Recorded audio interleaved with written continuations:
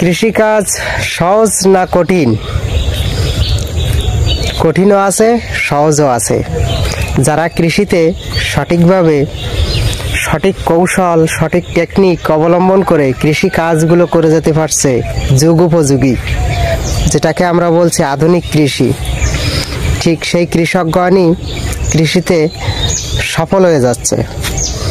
আর গতানুগতিক কৃষিকাজ, যেটা আমরা সনাতন পদ্ধতি বলি, তো এই পদ্ধতিতে কৃষক লাভবান হতে পারছে না। তো আজ কৃষিকাজে সফল হওয়ার জন্য 3টি বিষয় নিয়ে কথা বলবো। বিশেষ করে যে সকল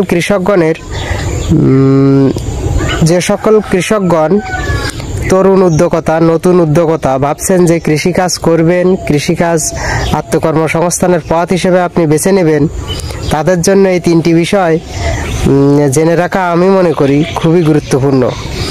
কারণ কোনো কাজে নামার আগে আপনার সঠিক পরিকল্পনা, সঠিকভাবে আপনার একটু বেসিক আপনার সেই বিষয়ের প্রতি একটু ধারণা নিয়েই কাজে নামা আমি মনে করি আপনার উচিত হবে। তো চলুন কৃষিতে সফল হওয়ার জন্য যে 3টি বিষয় নিয়ে কথা বলবো। তো ফার্স্টে আসে আপনি মাটি। আপনি যদি সবজি নিয়ে কাজ করেন তো প্রথম বিষয় আসে মাটি। মাটির বৈশিষ্ট্য অনুযায়ী ফসল নির্বাচন। অনেকেই আমরা এই বিষয়টা সম্পর্কে জানলেও ওইভাবে গুরুত্ব দেয় না। দেখা যাচ্ছে কি, দোআঁশ মাটিতে যে ফসলগুলো ভালো হয়, আমার এখানে আছে বেলে দোআঁশ মাটি, ঠিক সেই ওই বিষয়টার প্রতি গুরুত্ব না দেওয়ার কারণে আমি বলছি না যে দোআঁশ মাটির ফসল বেলে দোআঁশ মাটিতে হবে না, কিন্তু খরচ, এক্ষেত্রে আপনার মাথায় রাখতে হবে কৃষিকাজে খরচের বিষয়টা আপনি যতটা সেভ করতে পারবেন, লাভের অংশটা কিন্তু আপনার বেশি হবে। তো মাটি নির্বাচন, মাটি অনুযায়ী আপনার ফসল নির্বাচন, অর্থাৎ কোন মাটিতে কোন ফসলগুলো বেশি ভালো হয়, এই বিষয় সম্পর্কে আপনার পূর্ণাঙ্গ ধারণা রাখতে হবে। দ্বিতীয়ত হচ্ছে বাজার বা মার্কেট।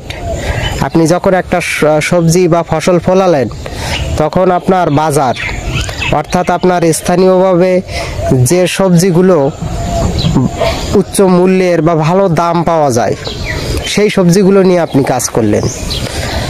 তাই মার্কেটের কথা চিন্তা করে আপনার সবজি চাষাবাদও গুরুত্ব দিতে হবে। এই হচ্ছে দ্বিতীয় নম্বর বিষয়।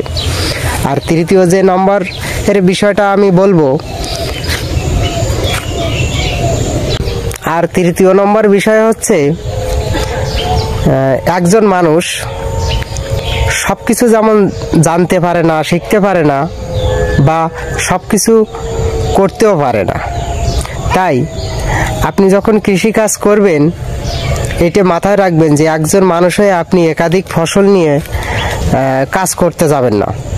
এক্ষেত্রে বলবো যে বাণিজ্যিকভাবে যদি আপনি করেন, এক্ষেত্রে আপনি একাধিক ফসল বা একাধিক কর্মকাণ্ড আপনি রচনা করতে যাবেন না।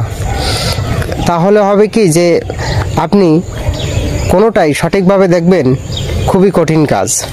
তাই এক্ষেত্রে বলবো সর্বোচ্চ হলে আপনি দুইটা বিষয়ের প্রতি আপনি পূর্ণাঙ্গ পরিশ্রম, অর্থ খরচ এবং সমস্ত কিছুই সেই দুটো বিষয়ের প্রতি আপনি মনোযোগ হবেন। তাহলে দেখবেন আপনার যে কোনো একটা যদি ভালো হয়ে যায়, সেখান থেকে কিন্তু আপনি, আমার মনে হয় আপনি লাভবান হতে পারবেন। আর যদি আপনি পারিবারিক কৃষি কাজ করেন, সেক্ষেত্রে আমি বলবো ছোট ছোট জায়গা যাদের আছে তাদের উদ্দেশ্যে বলবো যে আপনারা একাধিক ফসল নিয়ে কাজ করতে পারেন। সেটা পারিবারিক চাহিদার জন্য অনেকটা ভালো হবে। তো কৃষিতে আজ যে 3টি বিষয় নিয়ে কথা বললাম, বিশেষ করে যে সকল তরুণ উদ্যোক্তা বা কৃষিকাজ করবেন বলে ভাবছেন বা স্বপ্ন দেখে না যে আমার একটু জায়গা আছে, আমি এখানে এভাবে কৃষিকাজ এই করব, ফার্মিং করব, কৃষি সেক্টরটা তো অনেক বড়।